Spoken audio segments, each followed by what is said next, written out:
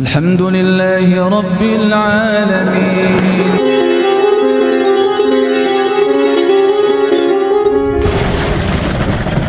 Kita melihat orang kaya itu adalah orang yang rumahnya makrong-makrong pinggir embong, tandurane lombok terong, sapa sing medhik udele bodong.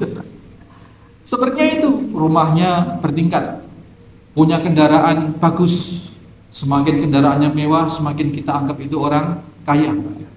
Nggih, saya itu begitu. Tetapi sesungguhnya Rasul sallallahu alaihi wasallam menyatakan bahwa bukanlah orang yang kaya itu orang yang banyak harta, tetapi inna ghina nafs.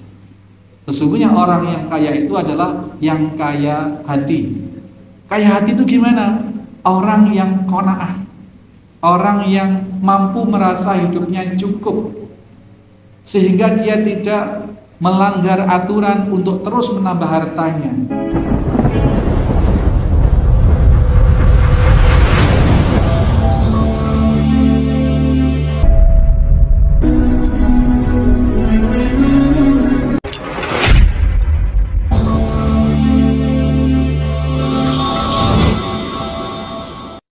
Bismillahirrahmanirrahim. Assalamualaikum warahmatullahi wabarakatuh. Innal hamdalillah nahmaduhu wa nasta'inuhu wa nastaghfiruh wa na'udzu billahi min shururi anfusina wa min sayyiati a'malina. May yahdihillahu fala mudhillalah wa may yudhlil fala hadiyalah. Asyhadu an la ilaha illallah wahdahu la syarikalah. Asyhadu anna Muhammadan abduhu wa rasuluhu la nabiyya ba'dah.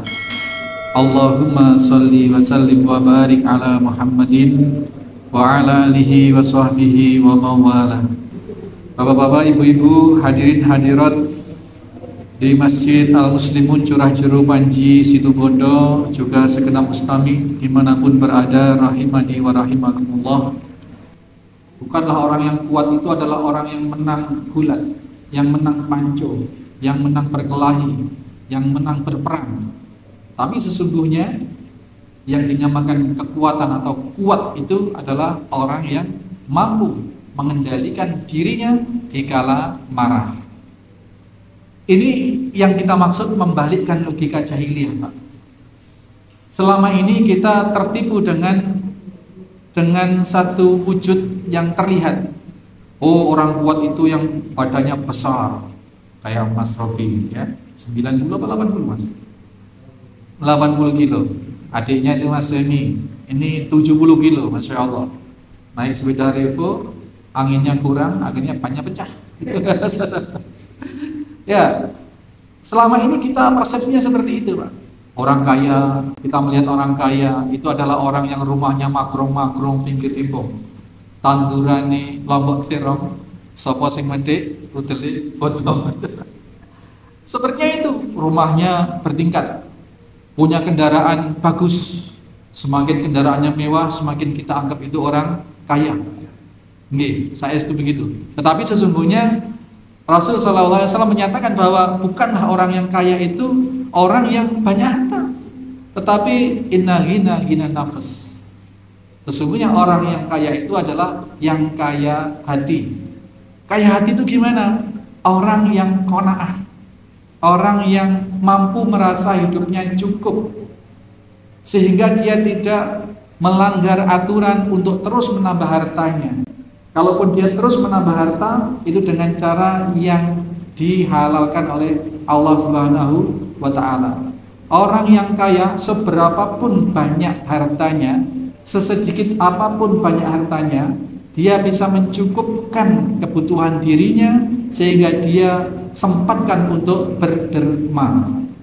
Tukang beca yang sehari-hari dapat penghasilan ya rata-rata 50, 60, 100, tapi dia bisa berderma 20.000 ke masjid, ke fakir miskin, ke orang yang lebih susah, ke yatim piatu, panti asuhan, pondok pesantren. 20.000 dari penghasilan yang hanya dalam tanda kutip 60 sampai 100.000. Dibanding dengan kaum profesional, pengusaha yang sekali transaksi 3M. Ada Pak ini, Pak. Sekali transaksi, negosiasi jadi ya proyek 3 miliar. tapi dia infak 100.000. Bayangkan, 100.000 atau 1 juta sudah. 1 juta. Infak 1 juta. Ini pada hakikatnya justru lebih kaya yang tukang beca. Karena nilai kekayaan itu tidak diukur dengan berapa nominal yang dia punya, tetapi seberapa persentase yang dia dermakan.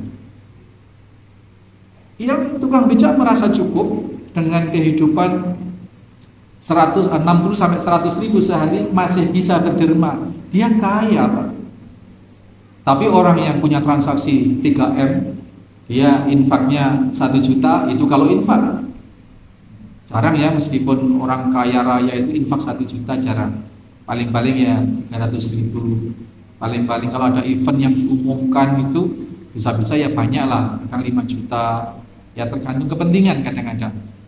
Dan hartanya sudah banyak, sudah kaya raya secara nominal, rekeningnya sudah miliaran, tetapi dia terus melakukan kegiatan-kegiatan ekonomi yang di luar kepatutan. Ini hakikatnya adalah orang miskin, masih berhutang sana, hutang sini, kredit sana, kredit sini, untuk memperbesar aset usahanya. Ada kan Pak, orang yang punya usaha sudah jalan, dia berpikir ini akan lebih besar usahanya kalau ditambahi disuntik modal sekian. Ambillah dia KUR, kredit usaha apa itu, yang katanya bunganya murah-murah itu, atau pengusaha besar karena punya proyek yang pingin proyek yang besar, maka dia ngambil kredit yang juga sangat besar. Jadilah dia punya hutang besar dibanding dengan tukang beca yang tidak punya hutang, penghasilannya ya 60, 50, 100 sehari, dia masih bisa nyisihkan, paling tidak untuk memenuhi kebutuhan makan, sandang pangan anak istri itu juga sedekah. Itu Masya Allah.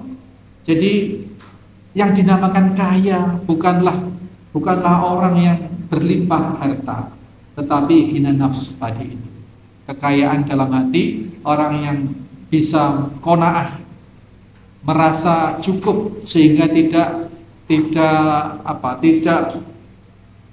terus-menerus hidupnya tidak terpenjara oleh terus-menerus mencari harta, yang pencarian itu sering-sering dengan cara-cara yang tidak dibenarkan, menerak riba, ngambil riba dan lain sebagainya. Karena merasa butuh dan butuh. Tidak ada habis-habisnya. Sudah kita bahas dulu, seandainya seseorang itu punya 1 lembah emas, maka niscaya dia akan terus mencari lembah emas yang kedua. Punya 2 lembah, punya 3 lembah, terus akan mencari lembah emas berikutnya. Sungguh mulut manusia tidak akan pernah merasa cukup, kata Nabi Sallallahu Alaihi Wasallam, kecuali kalau sudah diisi dengan tanah. Nah, ini sifat umum manusia, yang tidak tercerahkan, sifat umum manusia yang belum mendapatkan pencerahan, yang belum mendapatkan hidayatul bayan, belum mendapatkan pengertian yang hakiki. Maka kalau kita ingin menjadi orang kaya, cukupkan hati kita. Kita apa yang kita punya, kita tidak perlu untuk melakukan segala sesuatu usaha yang apalagi melanggar pensyariatan. Ya, melanggar pensyariatan. Senyampang yang diusahakan itu halal, tidak masalah. Benar-benar terjaga dari hal-hal yang diharamkan oleh Allah, tidak masalah. Abdurrahman bin Auf, seorang sahabat yang sangat kaya raya. Ya, Utsman bin Affan radhiyallahu an, sangat kaya raya. Tidak mengapa kaya, asalkan tetap di dalam ketaatan, di dalam ketakwaan.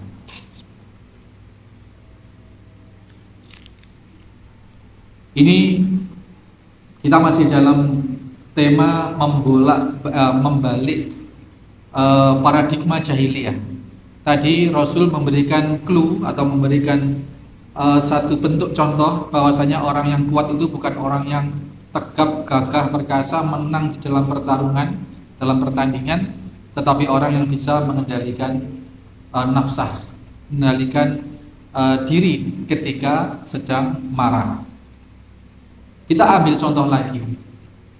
Kita menganggap anak itu sukses kalau sudah jadi sarjana, punya pekerjaan, punya penghasilan sekian, kemudian bisa membeli rumah sendiri, bisa haji, bisa umroh sendiri, bisa memiliki aset yang banyak. Ini paradigma umum. Jadi diukur dari materi. Kalau kita telisik kemudian, apakah anak tersebut kemudian sholatnya bagaimana? B. Sholatnya bagaimana? Kepedulian kepada sesamanya bagaimana?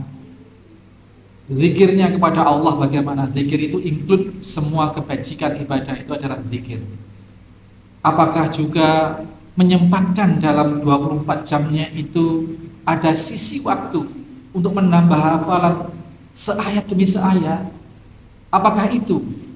Maka tidak heran Pak, kalau Allah yarham B.J. Habibie itu pernah sudah viral itu merasa menyesal.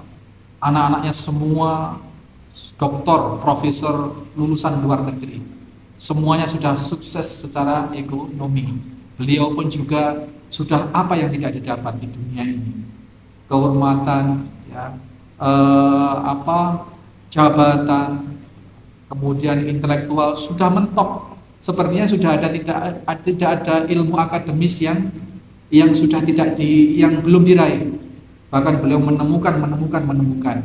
Kalau orang sekolah itu bagaimana pesawat bisa terbang itu dipelajari dari onderdilnya, dari sistemnya bagaimana. Kalau Habibie sudah melampaui itu. Oh, kalau pesawat ini supaya lebih begini, beliau menemukan. Jadi tidak hanya apa yang ada beliau kuasai, tetapi justru beliau menemukan sistem-sistem baru dalam perpesawatan itu. Maka beliau ini adalah aset dunia. Nah, kurang apa di bidang akademik? Maka ketika sudah sepuh dan semuanya sudah berlalu, tinggal berdua di rumah atau tinggal sendirian di rumah, beliau baru merasa menyesal. Seandainya dari kecil beliau mempelajari, memperdalam agama, kemudian bisa membimbing anak-anaknya juga di dalam kehidupan beragama, maka dia akan merasa tidak seperti itu. Artinya apa? Kesuksesan itu adalah apabila seseorang bisa menyelaraskan kehendaknya dengan kehendak Allah Subhanahu wa Ta'ala. Kehendak Allah apa sih? Kehendak Allah Subhanahu wa Ta'ala, maunya Allah di dalam menciptakan kita itu adalah wa ma khalaqtul jinna wal insa illa liya'budun. Tidaklah aku ciptakan jin dan manusia kita ini kecuali untuk beribadah, menyembah kepadaku, kata Allah. Maka boleh menjadi profesor, boleh menjadi doktor, boleh menguasai ilmu pengetahuan dan teknologi apapun, asalkan masih dalam frame beribadah kepada Allah Subhanahu wa Ta'ala. Maka yang punya anak kecil mulai masuk PAUD, mulai masuk kelompok bermain TK, SD, ayo kita ubah cara berpikir kita. Jangan kita hanya tertipu dalam tanda kutip, oh sekolah ini nanti lulusannya bisa masuk ke SMP sana, bisa masuk ke SMP favorit. SMP ini nanti lulusannya bisa masuk ke SMA favorit. Ayo kita telisik lagi. Adakah dalam perjalanan pendidikan dalam sehari jam 7 sampai jam 2 atau sampai jam berapa itu, berapa porsi pengenalannya terhadap Allah Subhanahu wa Ta'ala, pengenalannya kepada tauhid, sehingga nanti ketika anak ini tumbuh dapat ijazah TK, dapat ijazah SD, dapat ijazah SMP, selaras dengan itu kesadaran tauhidnya setara atau seimbang. Tertipulah seseorang orang tua ketika merasa anaknya sudah sukses mendapatkan peringkat. Sekarang nggak ada peringkat-peringkatan. Dulu ada ranking 1, ranking 2. Tetapi surat Ad-Duha tidak hafal. Sholatnya juga terasa terkejar-kejar. Sholat kalau pas sempat. Sholat kalau pas diingatkan, subuhnya kalau hanya dibangunkan, itu pun kadang bangun, kadang tidak bangun. Bangga secara akademik, lulusan sekolah bonafit, sekolah favorit, universitas bonafit, universitas terkemuka. Tetapi dikala urusan kepada Allahnya sedemikian tidak baik, maka harus susah orang tua. Dalam pemikiran hakikat Islam adalah orang yang sukses adalah orang yang menyelaraskan irodahnya kepada iradah Allah Subhanahu wa taala, yang bisa menyelaraskan jalan hidupnya kepada ketentuan Allah Subhanahu wa taala, yakni dalam rangka frame beribadah. Ini Bapak Ibu sekalian. Kemudian apa yang bisa kita petik dari yang disampaikan oleh Nabi Shallallahu Alaihi Wasallam ini, bahwasanya orang yang kuat bukanlah orang yang menang di dalam bergulat atau di dalam bertanding, tapi orang yang mengendalikan diri ketika marah. Jadi dari sini bisa kita ambil satu kesimpulan bahwa marah itu tidak dilarang. Marah itu boleh-boleh saja, asalkan marah yang benar. Karena marah itu ternyata ada dua. Karena Nabi SAW juga pernah melarang, la taghdab walakal jannah. Janganlah kau marah, maka bagimu surga. Nah, padahal Nabi sendiri juga pernah marah.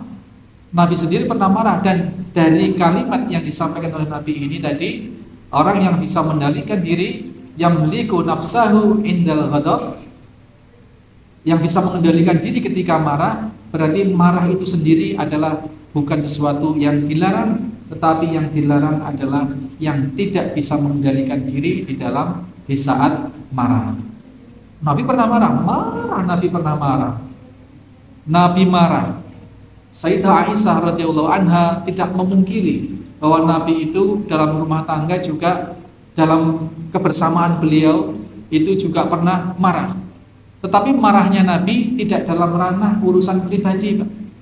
Kalau untuk urusan pribadi, Nabi Masya Allah pernah yang sangat masyhur kisah Nabi setiap hari dicaci maki oleh Yahudi buta di pasar. Setiap hari Yahudi, jangan ikuti Muhammad itu tukang sihir, membohong, jangan ada yang ikuti Muhammad. Nabi setiap hari itu datang, Nabi nyuapin itu, diajak gibahin Nabi. Oh ya kamu sudah baik sama saya, kamu jangan ikut Muhammad itu pembohong, tukang sihir itu, laknat dia itu. Nabi sambil nyuapin, diem aja, Pak. Oh iya Pak, diem aja. Nah, satu saat ketika Rasul sudah wafat, maka Abu Bakar As-Siddiq mengambil inisiatif untuk menggantikan Rasul yang menyuapi orang ini, menyuapi orang Yahudi buta, terus masih mencaci maki Nabi. Enggak mau, kamu bukan orang yang biasanya menyuapi saya, kamu kasar gitu. Masih lembut Nabi, perlakuannya masih baik Nabi dalam menyuapi itu. Saya ketahuilah wahai Bapak Yahudi, bahwa yang setiap hari nyuapi sampean itu sekarang sudah meninggal, dialah Muhammad Rasulullah SAW.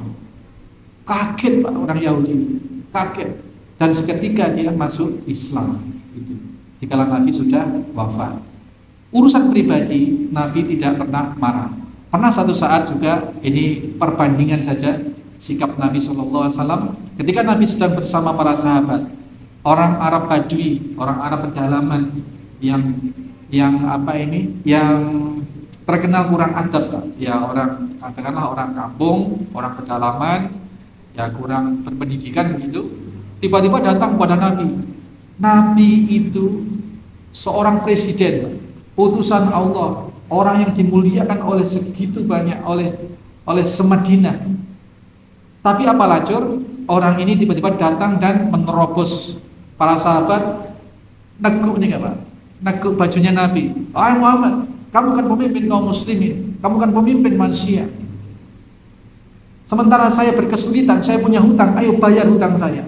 Yang hutang siapa, yang suruh bayar siapa? Pak, para sahabat siap semua dengan pedangnya. Umar bin Khattab apalagi siap memanggal leher orang ini. Jangan, baik. Nabi tenang. karena ini menyangkut ranah pribadi Nabi yang dihina, yang dinistakan seperti itu.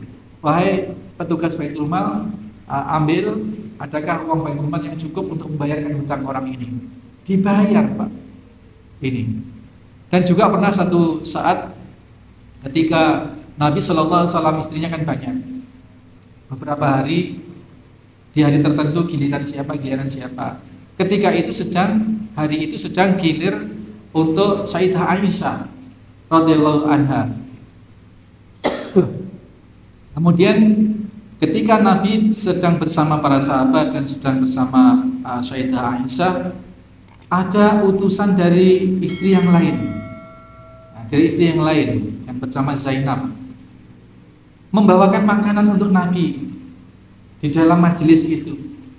Seketika Sayyidah Aisyah marah dan diambillah piring itu, nampan tempat makanan itu dan dilemparkan berhamburan makanan. Nabi dipermalukan oleh istrinya di depan para sahabat. Tapi apakah Nabi marah? Tidak. Nabi hanya mengatakan pada para sahabat, ibumu sedang cemburu. Hanya seperti itu. Nah, ini di ranah pribadi Rasul Shallallahu Alaihi Wasallam. Tetapi apabila sudah menyangkut sesuatu yang diharamkan atau sesuatu pensyariatan yang oleh orang dihina, maka Nabi Shallallahu Alaihi Wasallam bermerah muka, bermerah mata, kemudian marah sedemikian rupa. Kalaupun harus perang, Pak. Jadi Nabi apabila yang dihina, yang dinistakan itu adalah ranah Allah, ranah syariat, ranah Allah, maka baru beliau marah sejadi-jadinya.